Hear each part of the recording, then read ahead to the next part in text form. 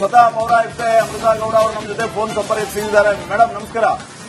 ನಮಸ್ಕಾರ sir. Madam, last time ನಿಮ್ ಜೊತೆಗೆ ಮಾತಾಡುವಾಗ ಯಾವಾಗ ಬಂಧನ ಆಗುತ್ತೆ, ಯಾಕೆ ಬಂಧನ ಆಗ್ತಾ ಇಲ್ಲ ಅನ್ನೋದ್ರ ಬಗ್ಗೆ ಮಾತಾಡಿದ್ವಿ. ಫೈನಲಿ ರಾಜೀವ್ ಗೌಡನನ್ನ ಅರೆಸ್ಟ್ ಮಾಡಿದ್ದಾರೆ ಮೇಡಮ್. ರಿಪಬ್ಲಿಕರಣಕ್ಕೆ ನಿಮ್ಮ ಫಸ್ಟ್ ರಿಯಾಕ್ಷನ್? ಸರ್, ಅದೇ ಅವರು ನಿಮ್ಮ ರಿಪೋರ್ಟರ್ ಹೇಳ್ತಾಗ್ಲೇ ಸರ್ ನನಗೂ ಗೊತ್ತಾಗಿತ್ತು ಈಗ. So yeah finally police people have been successful in this and I congratulate them sir. ನಿಮಗೆ ಎಲ್ಲಾದ್ರೂ ಬೇಸರ ಅಥವಾ ಅನುಮಾನ ಇತ್ತ ಎಲ್ಲಿ ಈ ಕೇಸ್ ಮುಚ್ಚಿ ಹಾಕ್ಬಿಡ್ತಾರೋ ಅಂತ? ಇಲ್ಲ ಸರ್, ನಮ್ಗೆ ನಮ್ ಪೊಲೀಸ್ ಅವ್ರ ಮೇಲೆ 100% ನಂಬಿಕೆ ಇತ್ತು. ಅವರು ವಿಲ್ ಬಿ ಸಕ್ಸಸ್ಫುಲ್ ಅಂತ. So yeah finally successful sir. ಏನ್ ಹೇಳಕ್ ಬಯಸ್ತೀರಿ ಮೇಡಮ್ ಈಗ ಬಂಧನ ಆಗಿರುವಂತದ್ದು?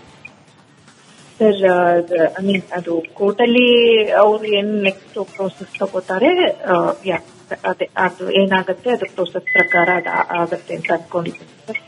ಈಗ ಪ್ರೊಸೆಸ್ ಪ್ರಕಾರ ಈತನನ್ನ ಬಂಧಿಸಿ ಮುಂದೆ ಸ್ವಲ್ಪ ದಿನ ಕಳೆದ ಮೇಲೆ ಮತ್ತೆ ರಾಜಾರೋಷವಾಗಿ ಆಚೆ ಓಡಾಡ್ಕೊಂಡಿರೋದು, ಈ ರೀತಿ ಹಲವು ಕೇಸ್ಗಳನ್ನ ನಾವು ನೋಡಿದೀವಿ ಮೇಡಮ್. ಆ ರೀತಿ ಇದು ಕೂಡ ಆದ್ರೆ ನೀವು ಇದನ್ನ ಪ್ರಶ್ನೆ ಮಾಡ್ತೀರಾ ಹೇಗೆ? ಸರ್, ಅದು ಅವರಿಗೆ ಏನ್ ಲೀಗಲ್ ಆಗಿ ಅವ್ರಿಗೆ ರೈಟ್ಸ್ ಇದೆ, ಅದು ಅಂದ್ರೆ ಅವ್ರಿಗೆ ಲೀಗಲ್ ಕೋರ್ಟ್ ಇಂದ ಅವ್ರಿಗೆ ಬೇಲ್ ಸಿಗೋದು ಆತರ ಆದ್ರೆ ಅದು ಅವ್ರ ರೈಟ್ಸ್ ಸರ್. ಸೊ ಅದು ಅವ್ರಿಗಿರೋ ಸ್ವಾತಂತ್ರ್ಯ ಅವ್ರು ಯೂಸ್ ಮಾಡ್ಕೊಂತಾರೆ. ಸೊ ಎಸ್, ಬಟ್ ಕೋರ್ಟ್ ಅಲ್ಲಿ ಕೇಸ್ ನಡೆಯುತ್ತೆ. So let take the legal process sir. ಅಲ್ಲ, ನಾನು ಲೀಗಲ್ ಆಸ್ಪೆಕ್ಟ್ ಅನ್ನೋದಕ್ಕಿಂತ ಈಗ ಇವರಿಗೆ ಜಾಮೀನು ಮತ್ತೊಂದು ಆಪ್ಷನ್ಸ್ ಇರುತ್ತೆ. ಬಟ್ ಆ ರೀತಿ ಈ ಬೆಳವಣಿಗೆ ಇಲ್ಲೇ ಕ್ಲೋಸ್ ಆಗುವಂತ ಲಕ್ಷಣಗಳು ಗೋಚರಿಸ್ತಾ ಇದೆ ಅಂತ ತಮಗೇನಾದ್ರೂ ಗೊತ್ತಾದ್ರೆ ನೀವು ಈ ಇಶ್ಯೂನ ರೇಸ್ ಮಾಡ್ತೀರಾ ಹೇಗೆ ಅಂತ? ಹಂಗೇನ್ ಆಗಲ್ಲ ಅನ್ಕೊಂತೀನಿ sir. I mean it will follow the due process ಅಂತಾನೆ ಅನ್ಕೊಂಡಿದೀನಿ ಸರ್. ಯಾಕೆ ಇಷ್ಟು ದಿನ ಬೇಕಾಯ್ತು ಮೇಡಮ್ ಅರೆಸ್ಟ್ ಮಾಡೋದಕ್ಕೆ ಅನ್ನುವಂತ ಪ್ರಶ್ನೆಯೂ ಇದೆ sir. Finally they are successful. ಅವ್ರು ಕೊನೆಗೂ ಮಾಡಿದ್ದಾರೆ. So I just congratulate them sir. ನಿಮಗೆ ಅನ್ಸಿತಾ ಈಗ 8 ದಿನ ಆಯ್ತು, 9 ದಿನ ಆಯ್ತು, 10 ದಿನ ಆಯ್ತು, ಇನ್ನೂ ಅರೆಸ್ಟ್ ಆಗಕ್ ಆಗ್ತಾ ಇಲ್ಲ, ಹಾಗಿದ್ರೆ ಇದನ್ನು ಎಲ್ಲಿ ಕ್ಲೋಸ್ ಮಾಡ್ಬಿಡ್ತಾರೋ ಏನ್ ಕತೆನೋ? ಪೌರ ಕಾರ್ಮಿಕರು ನಿಮ್ ಜೊತೆಗೆ ನಿಂತರು, ಆ ಟೈಮ್ನಲ್ಲಿ ಒಂದು ಭರವಸೆ ನಿಮ್ಮಲ್ಲಿ ಇತ್ತು. ಆದ್ರೆ ಗೃಹ ಸಚಿವರು ಮಾತಾಡೋದು, ಆಮೇಲೆ ಸಚಿವ ಮುನಿಯಪ್ಪ ಅವರು ಮಾತಾಡೋದನ್ನ ನೋಡಿದಾಗ ಎಲ್ಲೋ ಇದು 10ರಲ್ಲಿ 11 ಆಗುತ್ತೆ ಅಂತ ಏನಾದ್ರೂ ನಿಮಗೆ ಆ ರೀತಿಯ ಭಾವನೆ ಬಂದಿತ್ತಾ ಹೇಗೆ? ಇಲ್ಲ ಸರ್, ನಮ್ ಪೊಲೀಸ್ ಅವರು they're putting their honest efforts. So ನನಗೆ ನಂಬಿಕೆ ಇತ್ತು ಸರ್. 1-2 ದಿನ ಡಿಲೇ ಆಗ್ಬೋದು, ಬಟ್ ಅವರು ಇದರಲ್ಲಿ ಸಕ್ಸಸ್ಫುಲ್ ಆಗೇ ಆಗ್ತಾರೆ ಅನ್ನೋ ನಂಬಿಕೆ ಇತ್ತು ಸರ್. ಅವ್ರ ಜೊತೆ ನಾನು ಮಾತಾಡಿದಾಗೆಲ್ಲ I could sense their honest efforts. Madam, ನೀವು ಕಂಪ್ಲೇಂಟ್ ಕೊಟ್ಟ ಮೇಲೆ ನಿಮಗೆ ಬೆದರಿಕೆ ಹಾಕುವಂತ ವಿಚಾರಗಳು ಕೇಳ್ಪಟ್ವಿ ನಾವು. ಬೆದರಿಕೆ ಹಾಕಿದ್ರಂತೆ, ನಿಮ್ಗೆ ಆಸಿಡ್ ಹಾಕ್ಬಿಡ್ತೀವಿ, ಹಾಗೆ ಹೀಗೆ ಅಂತ ಹೆದರಿಸಿದ್ರು ಅಂತ ಕೇಳ್ಪಟ್ವಿ. ಅದ್ರ ಬಗ್ಗೆ ನೀವೇ ಒಂದು ಕ್ಲಾರಿಟಿ ಕೊಡ್ಬೋದಾ?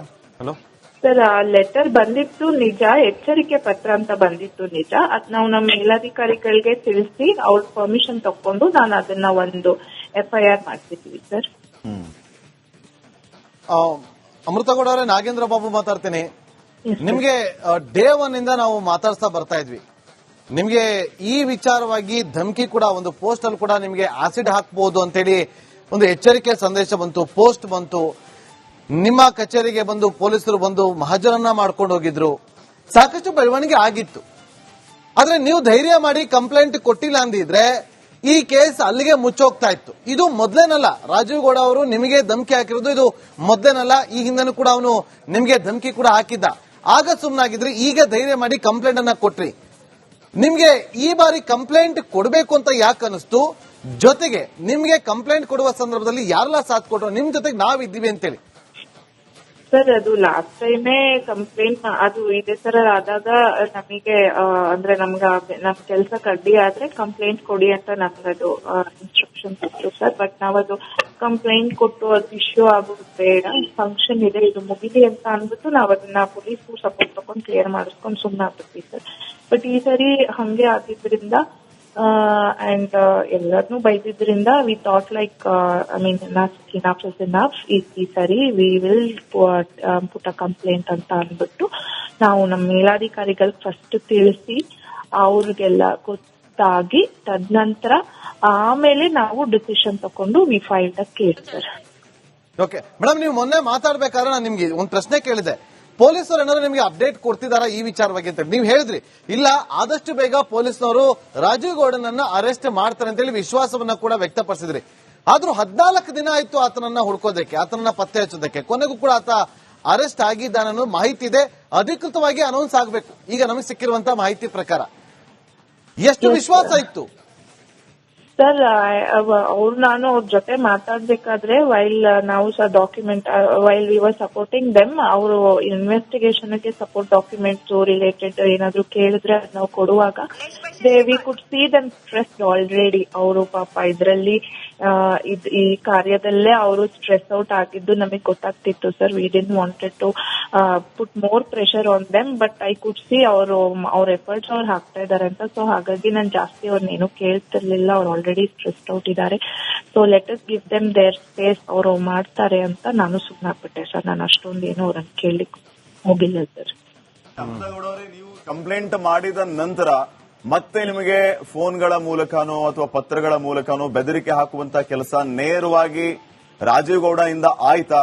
ಈ ಬಗ್ಗೆ ತಾವು ಈ ಎಲ್ಲಾ ವಿಚಾರಗಳನ್ನ ತಾವು ನೇರವಾಗಿಯೇ ಮಾತಾಡ್ತಾ ಇದ್ದೀರಿ. ಸೊ ಕಂಪ್ಲೇಂಟ್ ವಾಪಸ್ ತಗೊಳ್ಳೋದಕ್ಕೆ ಅಥವಾ ಈ ಕೇಸನ್ನ ಕಂಪ್ಲೀಟ್ ಆಗಿ ಶಾಂತಗೊಳಿಸೋದಕ್ಕೆ ಬೇರೆ ಬೇರೆಯವರಿಂದ ಏನಾದ್ರೂ ಪ್ರಯತ್ನಗಳಾದ್ವಾ? ಆ ಪ್ರಯತ್ನಗಳು ತಮ್ಮವರೆಗೂ ಬಂದ್ವಾ? ಇದ್ರ ಬಗ್ಗೆ ತಾವು ನೇರವಾಗಿ ಹೇಳೋದಕ್ಕೆ ಬಯಸಿದ್ರೆ.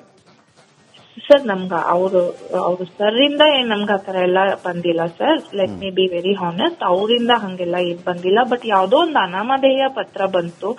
ಅದು I don't know whether it is from sir side or what ಅಂತ, ಅಥವಾ ಬೇರೆ ಯಾರಾದ್ರೂ ಅದನ್ನ ಬೇಕಂತ ಮಾಡಿದಾರೋ ಏನೋ ನಮಗ್ ಗೊತ್ತಿಲ್ಲ ಸರ್. ಅದೊಂದು ಹೆಸರು ಇರ್ಲಿಲ್ಲ, ಏನು ಇರ್ಲಿಲ್ಲ. So we cannot tell sir. Unnecessarily I don't want to like take sir's name. So ಅದೇ sir, we still don't know. So when we don't know the truth, we don't. I mean, like it's. I feel it's not good to comment, sir. ಆ ಬೆದರಿಕೆ ಪತ್ರದಲ್ಲಿ ಏನಿತ್ತು ಅಮೃತ ಗೌಡ ಅವರೇ? Sir ಅದು ಅವ್ರು ಯಾರೋ ಒಬ್ರು ಕಾಂಗ್ರೆಸ್ ಅವ್ರದ್ದು, ಐ ಮೀನ್ ಲೈಕ್ ಅವ್ರ ಕಾರ್ಯಕರ್ತರದ್ದು ನೇಮ್ ತಗೊಂಡು, it was not very accurate ಆಗಿ ಏನು ಬರ್ದಿರ್ಲಿಲ್ಲ ಸರ್. ಅದ್ರಲ್ಲಿ ತುಂಬಾ ತಪ್ಪುಗಳಿತ್ತು, ಅದು ಅರ್ಥ ಮಾಡ್ಕೊಳ್ಳೋದೇ ಕಷ್ಟ ಆಗ್ತಿತ್ತು. ಬಟ್ ಅದ್ರಲ್ಲಿ ಕೊನೆಯಲ್ಲಿ ಆಸಿಡ್ ಅನ್ನೋ ವರ್ಡ್ ಒಂದಿತ್ತು. ಸೊ ನಾವು ಅದನ್ನ ನೋಡಿ ಪೊಲೀಸ್ ಅವರಿಗೆ ಇನ್ಫಾರ್ಮ್ ಮಾಡಿದ್ವಿ ಸರ್, ಹಿಂಗೆಲ್ಲ ಇದೆ ಅಂತ ಅಂದ್ಬಿಟ್ಟು ನಾವು ಅವ್ರಿಗೆ ಇನ್ಫಾರ್ಮ್ ಮಾಡಿದ್ವಿ ಸರ್. ಇನ್ಫಾರ್ಮ್ ಮಾಡಿದ್ರ ಅಥವಾ ಈ ಪತ್ರದ ವಿಚಾರವಾಗಿ ಮತ್ತೊಂದು ಕಂಪ್ಲೇಂಟ್ ಏನಾದ್ರು ಕೊಟ್ರ? ಅಂದ್ರೆ ಫಸ್ಟ್ ಇನ್ಫಾರ್ಮ್ ಮಾಡಿದ್ವಿ, ತದನಂತರ ನಾವ್ ಅದನ್ನ ನಮ್ DC ಸರ್ಗೂ ಗಮನಕ್ಕೆ ತಂದು ಆಮೇಲೆ ನಾನು ಕಂಪ್ಲೇಂಟ್ ಮಾಡಿದೆ ಸರ್. ಮೇಲಾಧಿಕಾರಿಗಳಿಂದ ತಮಗೆ ಏನ್ ಸೂಚನೆ ಬಂತು ಈ ವಿಚಾರವಾಗಿ? ಸರ್ ನಾನು ಅವ್ರನ್ನ ಕೇಳಿದೆ, ಸರ್ ಹಿಂಗ್ ಲೆಟರ್ ಬಂದಿದೆ, ನಮ್ DC ಸರ್ ನಾನು ಕೇಳಿದೆ, ಸರ್ ಹಿಂಗ್ ಲೆಟರ್ ಬಂದಿದೆ, ವಿ ಆರ್ ಸ್ಕೇರ್ಡ್, ಸೊ ನಾವ್ ಇದನ್ನ ಕಂಪ್ಲೇಂಟ್ ಕೊಡ್ತೀವಿ ಅಂತ ಹೇಳ್ಬಿಟ್ಟು ಅವ್ರು ಓಕೆ ನಂತರ ನಾವು ಕಂಪ್ಲೇಂಟ್ ಕೊಟ್ವಿ ಸರ್. ಕಂಪ್ಲೇಂಟ್ ಕೊಟ್ಮೇಲೆ ಪೊಲೀಸರೇನಾದ್ರು ತಮ್ಮ ವಿಚಾರಣೆಗೆ ಬಂದ್ರು ಸರ್. ಅವ್ರು ಅದನ್ನ ಲೆಟರ್ ಕೂಡ ತಗೊಂಡು ಹೋಗಿದ್ದಾರೆ. ಅದು ಅವರು ದೇ ಟೋಲ್ಡ್ ದಟ್ ಅದು ಫರ್ದರ್ ಇನ್ವೆಸ್ಟಿಗೇಟ್ ಮಾಡ್ತೀವಿ ಅಂತ ಹೇಳಿದ್ದಾರೆ. ಓಕೆ, ಎಸ್ ನಾಗೇಂದ್ರ ಬಾಬು ಕೇಳ್ತಾರೆ. ಓಕೆ, ಅಮೃತ ಗೌಡ ಅವರೇ, ನಾ ಒಂದು ಪ್ರಶ್ನೆ ಕೇಳ್ತೀನಿ. ನೀವು ಕಂಪ್ಲೇಂಟ್ ಕೊಟ್ಟಾದ್ಮೇಲೆ ನಿಮ್ಮ ಫ್ಯಾಮಿಲಿಯವರು ನಿಮ್ಮನ್ನ ಕಾಂಟ್ಯಾಕ್ಟ್ ಮಾಡಿ ಇದ್ ಬೇಕಿತ್ತ, ಯಾಕೆ ಈ ತರ ಮಾಡಿದೆ ಅಂತ ಏನಾದ್ರು ಆ ತರದ ಮಾತುಗಳೇನಾದ್ರು ಕೇಳ್ಬಂತ ಕುಟುಂಬದ ವತಿಯಿಂದ? ಸರ್ ಅವರು ನಮ್ಮ ಮನೆಯಲ್ಲಿ ಅಂದ್ರೆ like as any other family, ನಮ್ಮ ತಂದೆ ಸೀನಿಯರ್ ಸಿಟಿಸನ್ ವಯಸ್ಸಾಗಿರೋದ್ರಿಂದ ಸ್ವಲ್ಪ ಹೆದರಿದ್ದು ನಿಜ ಸರ್.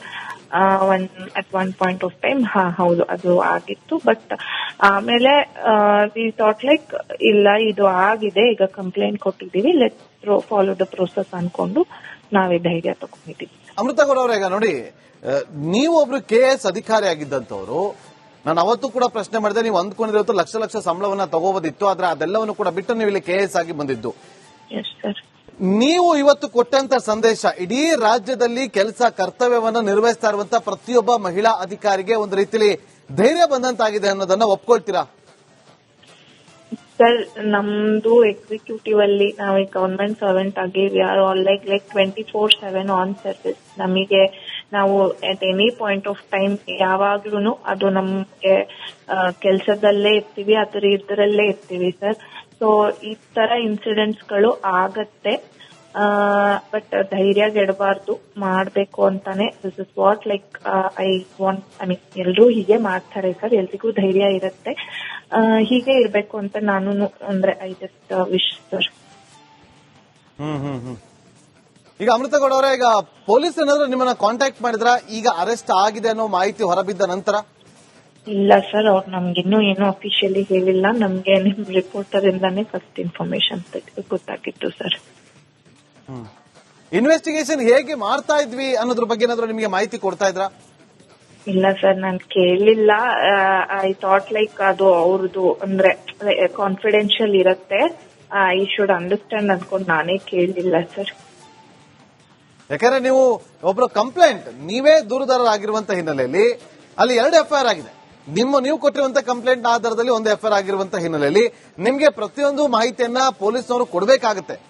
ಕೆಲವೊಂದಷ್ಟು ಇನ್ಫಾರ್ಮೇಶನ್ ಅನ್ನ ನಿಮ್ಮೊಂದಿಗೆ ಹಂಚ್ಕೋಬೇಕಾಗುತ್ತೆ. ಹಾಗಾಗಿ ಪ್ರಶ್ನೆ ಕೇಳಿದ್ದೆ. ನಿಮ್ಮ ಹತ್ರ ಏನು ಹೇಳ್ಕೊಂಡಿರ್ಲಿಲ್ವಾ ಪೊಲೀಸರು? ನಾವು ತನಿಖೆ ಬೇರೆ ಬೇರೆ ಆಯಾಮದಲ್ಲಿ ಮಾಡ್ತಾ ಇದೀವಿ, ಈಗ ಮಂಗಳೂರಲ್ಲಿ ಕಾರ್ ಪತ್ತೆ ಆಗಿದೆ ಅನ್ನೋದ್ರ ಬಗ್ಗೆ ಏನಾದ್ರು ಮಾಹಿತಿ ಒಂಚೂರು ಹಂಚ್ಕೊಂಡಿರ್ಲಿಲ್ವಾ? ಸರ್ ಆಕ್ಚುಲಿ ಅದನ್ನ ನಾನೇ ಕೇಳಿರ್ಲಿಲ್ಲ ಸರ್. ಅವರು ಪಾಪ ಅವ್ರ ಎಫರ್ಟ್ಸ್ ಹಾಕೋದ್ ನೋಡಿ ನನಗೆ ಐ ಕುಡ್ ಸಿ ದಟ್ ನಾನು ಹೋಗಿ I didn't wanted to trouble them. ನಾನು ಅದಕ್ಕೆ ಮಾಡ್ತಾರೆ ಅಂತ ಗೊತ್ತಿತ್ತು ಸರ್, ಅದಕ್ಕೆ ನಾನು ಸುಮ್ನಾಗ್ಬಿಟ್ಟೆ. ನಾನೇನು ಕೇಳಿಲ್ಲ ಸರ್.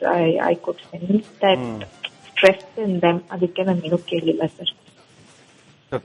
ಕಡೆಯದಾಗಿ, ನೀವು ಕಂಪ್ಲೇಂಟ್ ಕೊಟ್ಮೇಲೆ ಯಾರು ನಿಮಗೆ ಫೋನ್ ಮಾಡಿದ್ರಾ? ವಾಪಸ್ ತಗೊಂಬಿಡಿ, ಕಂಪ್ಲೇಂಟ್ ಅಲ್ಲಿ ಯಾಕೆ ಕೊಟ್ಟಿದ್ದೀರಿ, ನಾವು ಇತ್ಯರ್ಥ ಮಾಡ್ತೀವಿ, ಮತ್ತೆ ಇನ್ನೊಮ್ಮೆ ಈ ತರ ಆಗದಂಗೆ ನೋಡ್ಕೋತೀವಿ ಅಂತ ಏನಾದ್ರು ಕರೆಗಳು ಬಂದಿತ್ವಾ ನಿಮ್ಗೆ? ಇಲ್ಲ ಸರ್. ಇಲ್ಲ. ಓಕೆ, ಥ್ಯಾಂಕ್ ಯು ಅಮೃತಗೌಡ ಅವರೇ, ಇಷ್ಟೊತ್ತರೆಗೂ ರಿಪಬ್ಲಿಕ್ ಕನ್ನಡ ಜೊತೆಯಲ್ಲಿ ಮಾತಾಡಿದ